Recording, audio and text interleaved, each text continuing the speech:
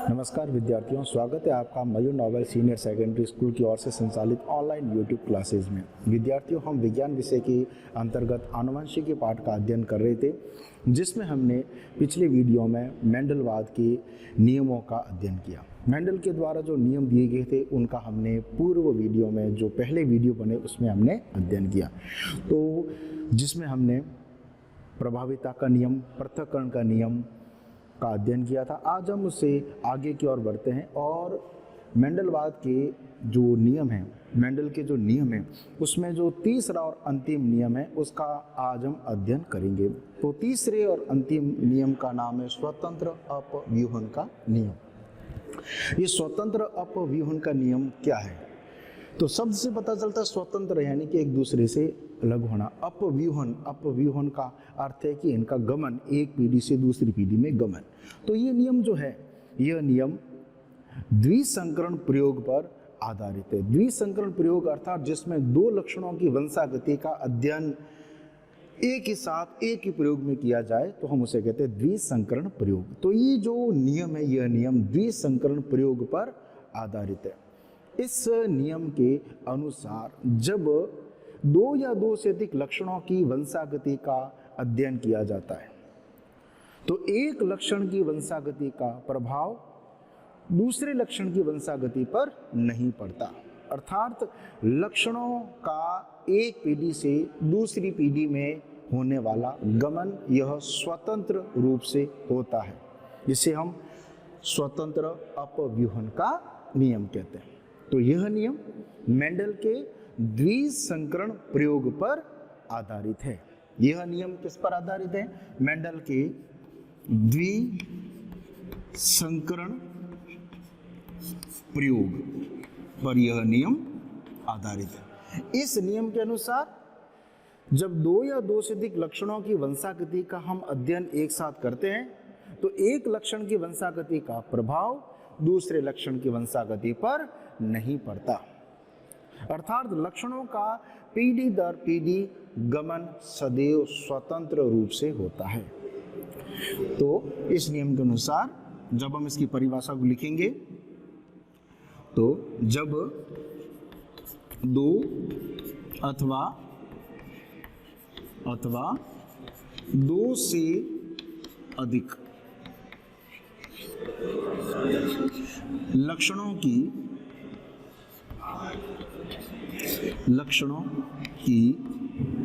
वंशागति का अध्ययन किया जाता है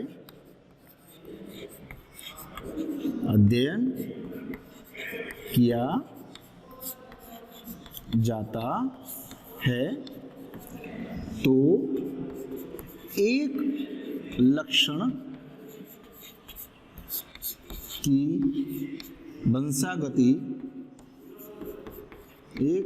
की वंशागति का प्रभाव दूसरे लक्षण की वंशागति पर नहीं पड़ता है। एक लक्षण की वंशागति का प्रभाव दूसरे लक्षण की वंशागति पर नहीं पड़ता है। अर्थात प्रत्येक लक्षण के युग्म विकल्पी जब युग्मकों का निर्माण होता है तो उस समय पृथक नहीं होते, बल्कि इनका एक पीढ़ी से दूसरी पीढ़ी में जो अपव्यूहन होता है, जो गमन होता है, वह गमन सदैव स्वतंत्र रूप से होता है। सरल शब्दों में कहें तो लक्षणों की वंशागति मेंडल के नियम अनुसार स्वतंत्र रूप से होती है। तो इस स्वतंत्र रूप से लक्षणों की वंशागति किस प्रकार से होती है तो उसे हम द्विसंकरण प्रयोग द्वारा समझते हैं। तो आइए अब हम समझते हैं कि द्विसंकरण प्रयोग के आधार पर यह नियम किस प्रकार से दिया गया। तो प्रत्येक युग्म विकल्पी युग्मक निर्माण के समय एक दूसरे से पृथक नहीं होते, अपितु इनका एक पीढ़ी से दूसरी पीढ़ी में जो गमन होता है यह स्वतंत्र रूप से होता है, यह एक दूसरे को प्रभावित नहीं करते। तो हम इसको समझते हैं प्रयोग द्वारा। तो सबसे पहले हम लिखते हैं जनक पीढ़ी। तो जनक पीढ़ी में एक पादप हमने लिया नर और दूसरा हमने पादप लिया मादा। तो नर में जो हम लक्षण लेते हैं, यहाँ पर हम दो लक्षणों की वंशागति का अध्ययन करेंगे। तो पहला जो हमने लक्षण लिया वो लिया गोल बीज, दूसरा हमने लक्षण लिया वो लिया पीला बीज पत्र। गोल बीज और पीला बीज पत्र। अब गोल बीज जो है इसके जो युग्म विकल्पी है वो होंगे दोनों आर समान समयुग्मजी, और पीले बीज के इसके भी युग्म विकल्पी हैं वो है समान समयुग्मजी।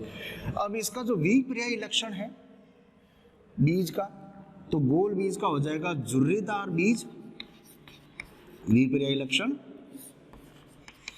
और जो बीज पत्र का विपर्यायी है वो हो जाएगा हरा बीज पत्र, हरा बीज पत्र। तो झुर्रीदार बीज के जो युग्म विकल्पी होंगे दोनों आर स्मॉल होंगे, और हरा बीज पत्र इसके भी जो दोनों युग्म विकल्पी होंगे वो समान हो। तो ये समयुग्मजी पादप, ये कैसी है? सम युग्मजी, जिसमें प्रत्येक युग्म विकल्पी वो समान है। आगे बात करें कि इनमें जब अर्धसूत्री विभाजन होगा तो निर्माण होगा युग्मकों का, युग्मक निर्माण। तो जब युग्मक का निर्माण होता है तो प्रत्येक युग्म विकल्पी एक दूसरे से पृथक हो जाते हैं। पहले आर आर हमने पृथक कर दिए, अब हम करते हैं वाई वाई को पृथक होकर अलग अलग युग्मकों में यह पहुंच गए। इसी प्रकार यहाँ पर भी युग्मक जब निर्माण होगा तो जैसे कि हमने पहले झुर्रीदार बीज के युग्मक लिखे, अब हम युग्मक लिखते हैं हरे बीज पत्र के। तो इस प्रकार से युग्मकों का यहाँ निर्माण होगा। अब हमें क्या करना है? युग्मकों का आपस में संलयन करना है। तो युग्मकों का संलयन, इसे हम कहते हैं निषेचन क्रिया। तो यहाँ पर आगे हम करते हैं निषेचन। तो निषेचन क्रिया करने से हमें एक ही प्रकार की संतति प्राप्त होगी, एक ही प्रकार की संतान प्राप्त होगी। जब हम इसको आपस में जोड़ेंगे तो जोड़ने पर हमें आगे जो संतति प्राप्त होगी वह एक समान होगी। आर और आर जोड़े तो आर बड़ा आर छोटा, वाई और वाई को हमने लिखा तो इस प्रकार से कैपिटल और स्मॉल। तो ये जो संततियों की निषेचन से जो संतति उत्पन्न होगी इसे हमने कहा F1 पीढ़ी। अब F1 जो पीढ़ी होगी, यह पीढ़ी जिसका लक्षण प्रारूप देखें, बाहर से हमें ये पीढ़ी कैसी दिखाई देगी, तो इसको बाहर से देखने पर ये हमें गोल बीज और पीले बीज पत्र वाली है। लेकिन जब हम इसका जीन प्रारूप देखें तो यह हमें विषम युग्मजी दिखाई दे रही है, क्योंकि इसके अंदर जो युग्म विकल्पी है वो समान नहीं है। तो समान नहीं होने से इसे हम कहते हैं विषम युग्मजी। यह विषम युग्मजी हमें पीढ़ी प्राप्त होगी जिसमें प्रभावी लक्षण है वह दिखाई देगा। इसलिए सारी जो संतति होगी सभी संतानें गोल बीज और पीले बीज पत्र वाली उत्पन्न होगी। तो F1 पीढ़ी में, इसको हम एक बार दोबारा से देखें, तो सबसे पहले हम आपस में दो पादपों का हम संकरण कराते हैं। दो लक्षणों को हमने एक साथ लिया, दो लक्षणों को एक साथ में लेकर जब हम पादपों का हम आपस में संकरण कराएं तो यहाँ पहली पीढ़ी के अंदर जो लक्षण प्रभावी होता है वह प्रकट होता है, उत्पन्न होता है। तो लक्षण कौन से लिए? गोल बीज और इसके साथ पीला बीज पत्र। बीज पत्र के लक्षण लिए और साथ में लिया बीज की जो गोलाई है इसका। तो गोल बीज, इसका विपर्यय है झुर्रीदार बीज। पीला बीज पत्र, इसका विपर्यय है हरा बीज पत्र। जिसके युग्म विकल्पी हमें इस प्रकार के दिखाई देते हैं समयुग्मजी है। युग्मक निर्माण के समय प्रत्येक युग्म विकल्पी पृथक होकर अलग अलग युग्मकों में पहुंच जाते हैं, और यहाँ पर भी हमें स्थिति वही दिखाई देती है। जब हम इनको आपस में सलियत कराते हैं, जोड़ते हैं, तो प्रथम पीढ़ी में सारे पौधे हमें एक समान दिखाई देंगे। सभी पौधे विषम युग्मजी, गोल बीज और पीले बीज पत्र वाले उत्पन्न होते हैं। अब हम इनका आगे संकरण कराएं। F1 पीढ़ी के पादपों को हम जनक मानकर जब हम इसका आगे संकरण कराते हैं तो इसे हमने कहा स्वपरागण। जब इसका हम स्वपरागण कराएं तो यहाँ पर हमें 4 प्रकार के युग्मक प्राप्त होंगे। F1 पीढ़ी के जो पादप हैं इसको हम आगे की ओर देखें,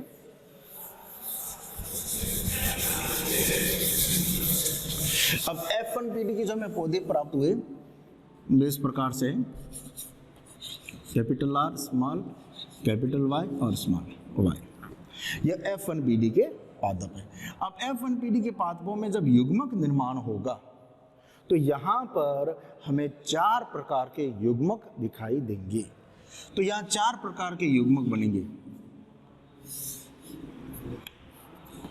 तो युग्मक हम लिखते हैं, युग्मक लिखने का तरीका, सबसे पहले हम R बड़ा, दोनों R हम लिख लेते हैं बड़े, और इसी प्रकार से हम दोनों R लिख लेते हैं छोटे। अब क्या होगा, अब इसी तरह से Y बड़ा, एक Y छोटा, यहाँ Y बड़ा और यहाँ पर Y छोटा। इस प्रकार से हमें 4 प्रकार के युग्मक बनते हैं। F1PD के जो पौधे, इन पौधों का जब हम आगे संकरण कराते हैं, यहाँ जो हमें पौधे प्राप्त हो रहे हैं विषम युग्मजी पादपों का जब हम आगे संकरण कराएंगे तो हमें यहाँ पर जो युग्मक बनेंगे वह युग्मक बनेंगे 4 प्रकार के। नर में भी 4 प्रकार के युग्मक होंगे। इसी प्रकार से मादा है, हम यहाँ पर स्वपरागण करा रहे हैं, आपस में इनका परागण करा रहे हैं, तो मादा में भी समान प्रकार के हमें यहाँ युग्मक दिखाई देंगे। अब हम इन युग्मकों को जोड़े, जैसे कि हमने यहाँ पर ये नर को लिया, तो इसी तरह से मादा भी समान है, R capital R small Y capital Y small. तो यहाँ पर भी जो युग्मक उत्पन्न होंगे वह एक समान ही होंगे। R, दोनों R पहले हम बड़े लिखते हैं, फिर हम लिखते हैं दोनों R छोटे। अब हम क्या करेंगे, Y capital Y small Y capital और Y स्मॉल, इस तरह से हम इसको आपस में लिखेंगे। तो यह नर युग्मक और मादा युग्मक, इनका हमें आपस में करना है संलयन, इनको में आपस में मिलाना है। तो 4 नर युग्मक और 4 मादा युग्मक जब हम दोनों का आपस में संलयन कराते हैं तो 16 प्रकार की संतति उत्पन्न होगी। F2PD में 16 प्रकार की संतति हमें दिखाई देगी। तो 16 प्रकार की संतति को हम किस प्रकार से आगे लिखें, तो यहाँ लिखने के लिए हम एक चेकर बोर्ड का, हम एक बोर्ड का हम सहारा लेते हैं, जिसमें एक तरफ हम लिखेंगे नर युग्मक और एक तरफ हम लिखेंगे मादा युग्मक।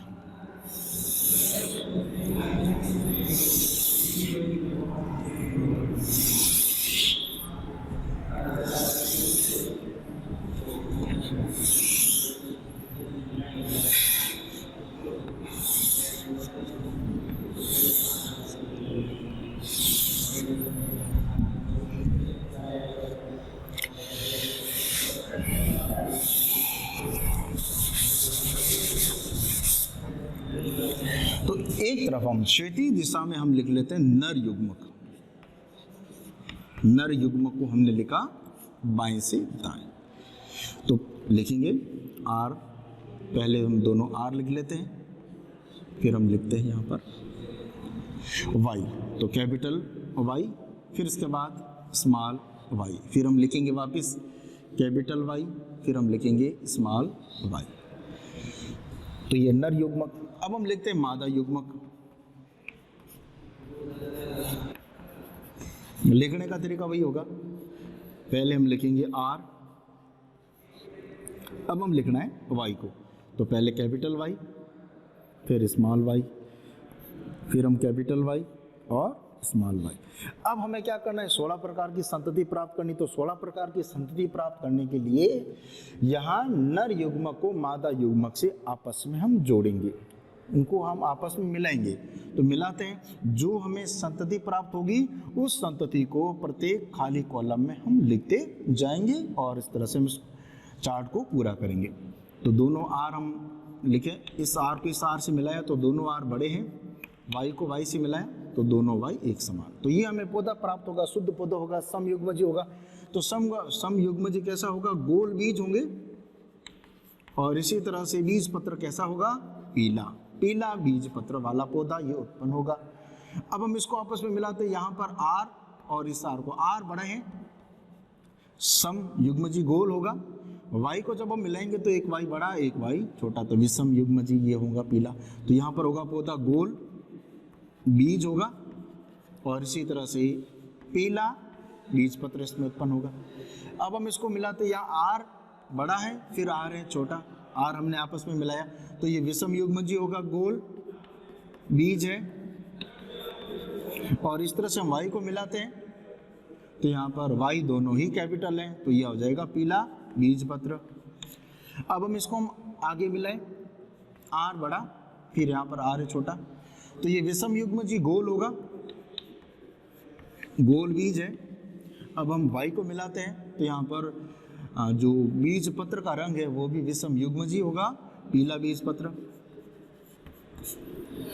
ये हमने पहले रो पूरी की। अब हम करते हैं दूसरी रो की तरफ हम बढ़ते हैं आगे। अब प्रत्येक इस मादा युग्मक को प्रत्येक नर युग्मक से मिलाते हुए हमें आगे लिखते बढ़ना है।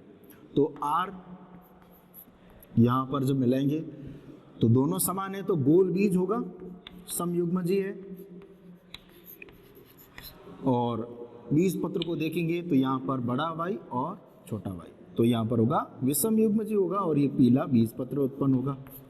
इसको मिलाते हैं यहाँ पर हम जब हम इसको मिलाएंगे तो यहाँ पर हम देखेंगे आर दोनों ही बड़े हैं, ठीक है। तो गोल बीज है, ये बीज है गोल बीज। अब हम बात करते हैं यहाँ पर बीज पत्र की। तो बीज पत्र को जब हम आपस में यहाँ पर मिलाते दोनों युग्मकों को तो हमें एक समान है। तो यहाँ पर जो बीज पत्र होगा वो होगा हरा, हरा बीज पत्र यहाँ पर उत्पन्न होगा, हमें अलग प्रकार का यहाँ पौधा प्राप्त हुआ। अब हम इसको आगे मिलाते हैं, इस आर को इस आर से मिलाया तो आर कैपिटल और स्मॉल, तो ये हो जाएगा गोल बीज। और अब हम मिलाते हैं वाई को तो कैपिटल वाई और स्मॉल वाई, तो ये हो जाएगा पीला बीज पत्र। आगे मिलाते हैं इसको, यहां पर हम देखें तो आर जो है एक आर बड़ा और दूसरा आर छोटा, तो ये हो जाएगा गोल बीज। अब हम बात करते हैं बीज पत्र के बारे में। तो यहां पर दोनों वाई व स्मॉल है तो ये हो जाएगा हरा बीज पत्र, हरा बीज पत्र यहाँ पर उत्पन्न होगा, अलग ही हमें पौधा प्राप्त हुआ।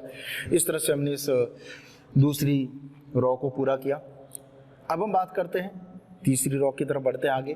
प्रत्येक युग्मक को मादा युग्मक को नर युग्मक से आगे बढ़ाते हुए हम चलेंगे। आर बड़ा आर छोटा, यहाँ पर पहले हमने लिखा तो यहाँ पर आर कैपिटल है तो यहाँ पर ये गोल बीज का लक्षण उत्पन्न होगा, बीज होगा गोल लेकिन विषम युग्मजी है। वाई को हम आपस में मिलाते हैं तो दोनों वाई हैं कैपिटल, तो ये हो जाएगा पीला बीज पत्र। अब हम मिलाते हैं इसको आगे, यहाँ पर क्या है आर बड़ा फिर आर छोटा है। अब हम मिलाते हैं वाई को स्मॉल और ये कैपिटल, तो पहले हम लिखेंगे कैपिटल फिर हम लिखेंगे स्मॉल, प्रभावी लक्षण पहले ही लिखा जाएगा। तो यहाँ पर ये होगा गोल बीज और पीला बीज पत्र, गोल बीज और उसके साथ पीला बीज पत्र उत्पन्न होगा। अब हम मिलाते हैं आगे की तरफ। अब यहाँ पर हम देखेंगे, यहाँ पर हमें एक अलग ही पौधा देखने को मिलेगा। आर जो है वह दोनों ही स्मॉल है, आर स्मॉल, इसका मतलब कि झुर्रीदार लक्षण उत्पन्न होगा, झुर्रीदार समयुग्मजी है। अब हम देखते हैं वाई को, तो यहाँ पर दोनों वाई हैं कैपिटल, तो झुर्रीदार के साथ पीला पौधा उत्पन्न होगा, बीज पत्र इसके पीले होंगे। आगे मिलाते हैं, यहाँ आर दोनों ही स्मॉल है, ठीक है।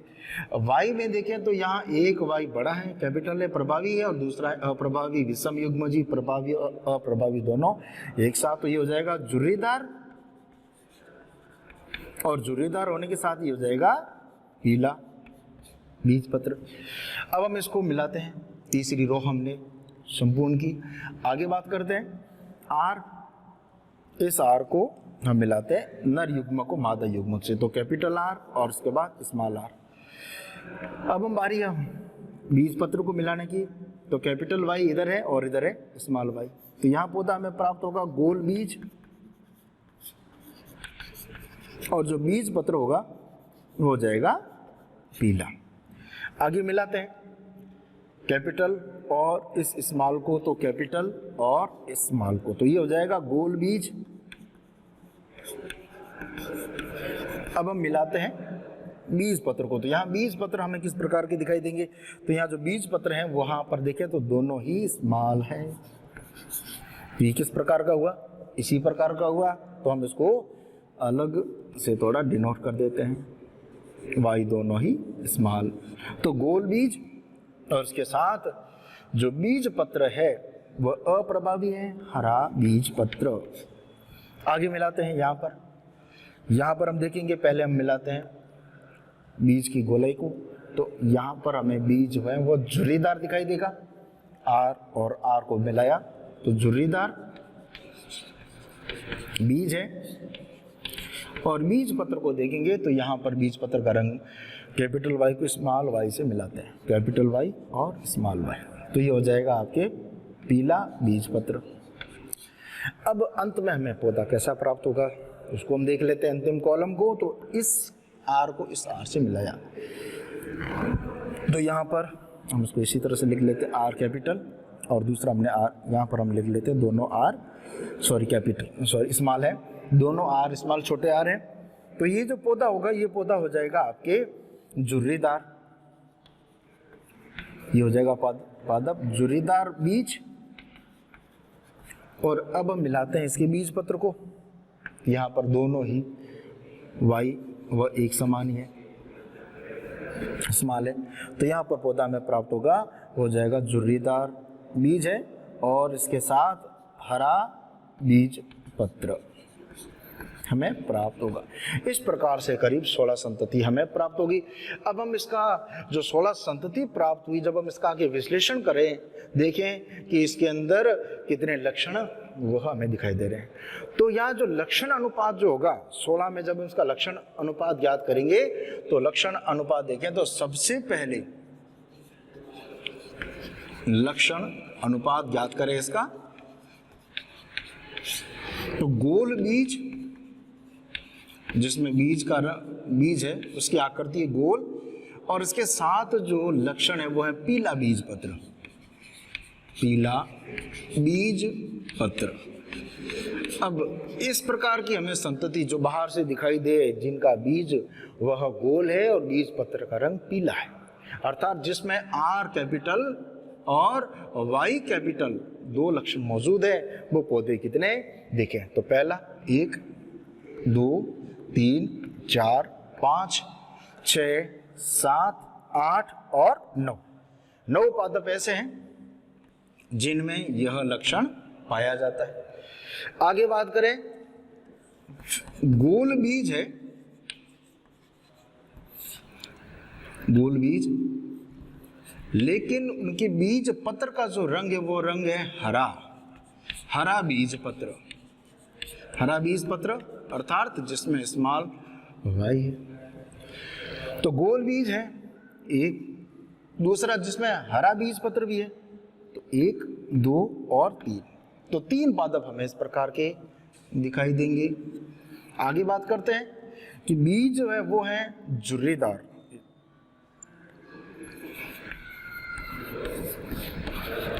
झुर्रीदार बीज जिसका युग्म विकल्प भी है स्मॉल आर, और बीज जो पत्र है वो है पीला बीज पत्र जिसका युग्म विकल्प है वाई। तो हमें कितने पौधे प्राप्त होंगे? झुर्रीदार पीला, झुर्रीदार पीला, झुर्रीदार पीला। कितने हैं? 1 2 3। तो हम यहाँ पर लिखेंगे 3 ऐसे पादप हमें प्राप्त होंगे। अंत में हमें एक और पादप है जिसको हम देखें तो उसका है लक्षण प्रारूप झुर्रीदार बीज है और इसके साथ है हरा बीज पत्र। यह पौधा हमें 1 प्राप्त होगा। तो ये इसका होगा लक्षण अनुपात 9:3:3:1। ये इसका कहलाएगा लक्षण अनुपात, जो है द्विसंकरण प्रयोग का अनुपात। अब यदि हम इसका देखें, यदि हम इसका और आगे विश्लेषण करें, यदि हम इसका जीन अनुपात को ज्ञात करें तो इसका जीन अनुपात हमें कितना दिखाई देगा? यानी शुद्ध पादप समयुग्मजी गोल बीज और पीले बीज पत्र वाले केवल हमें एक ही पादप दिखाई देगा। इसके बाद बात करते हैं गोल बीज है लेकिन जिसमें बीज पत्र है वो है पीला बीज पत्र, तो एक पादप और ये दूसरा, तो ये 2 पादप ऐसे प्राप्त होंगे। इसके बाद बात करते हैं कि बीज पत्र समयुग्मजी है, तो समयुग्मजी गोल बीज और समयुग्मजी पीला, एक यहाँ पर है और दूसरा यहाँ पर है, तो हमें 2 प्राप्त हुए, पहला और दूसरा। आगे बात करते हैं विषम युग्मजी गोल और विषम युग्मजी पीले, तो ये हमें 4 पौधे दिखाई देंगे, 1 2 3 और 4 एक साथ ही, तो यहाँ लिखेंगे 4। इसके बाद हम बात करेंगे गोल बीज और गोल बीज के साथ में हरा बीज पत्र, तो यहां देखें शुद्ध पादप केवल एक ही है। इसके बाद गोल बीज है, गोल बीज और हरा बीज पत्र, ये हमें 2 पौधे दिखाई दे रहे हैं, 1 और ये 2। इसके बाद देखें झुर्रीदार शुद्ध और पीला, ये हमें केवल एक ही है, एक पादप ही है। झुर्रीदार और विषम युग्मजी पीला, 1 और 1 2 पादप है। और सबसे अंत में झुर्रीदार और हरा, ये हमें एक पादप प्राप्त होता है। इस प्रकार से हम इसका जीन अनुपात ज्ञात कर सकते हैं। तो छात्रों, यह प्रयोग था स्वतंत्र अपव्यूहन का नियम, अर्थात जब 2 या 2 से अधिक लक्षणों की वंशागति का अध्ययन करते हैं तो एक लक्षण की वंशागति का प्रभाव दूसरे लक्षण की वंशागति पर नहीं पड़ता। इसे हम कहते हैं स्वतंत्र अपव्यूहन का नियम। धन्यवाद।